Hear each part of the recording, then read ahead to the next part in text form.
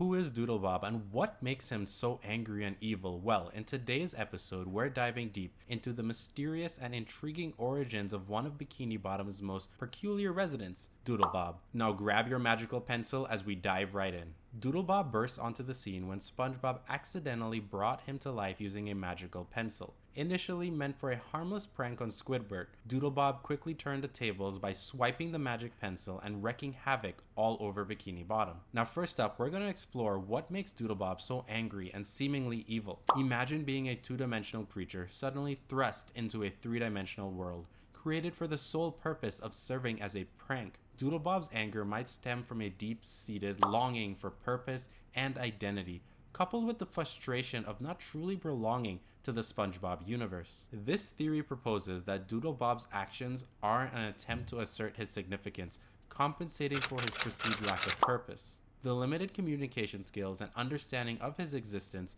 might contribute to the darker emotions that drive his seemingly evil deeds. Before we move on, let's take a closer look at the Frankendoodle episode. After SpongeBob erases Doodlebob with the magical pencil, he misses one of Doodlebob's arms, leading to a thrilling chase around SpongeBob's house. Doodlebob uses the pencil to restore himself, and in a climactic struggle, Doodlebob corners SpongeBob, about to capture and erase him from existence. However, he gets stuck on a piece of paper and SpongeBob cleverly captures him in an empty book. The next morning, SpongeBob suggests that Doodlebob wasn't inherently evil, but rather a two-dimensional creature lost in our three-dimensional aquatic world, longing for purpose. Fast forward to the Doodle Dimension episode. SpongeBob and Patrick accidentally end up in a blank white dimension, discovering a magical pencil that brings their drawings to life. But guess who makes a grand entrance? Our friend, Doodlebob. This time, Doodlebob seizes the magical pencil, turning SpongeBob's doodle against him and Patrick. The chase leads to a doodle castle where Doodlebob kidnaps Patrick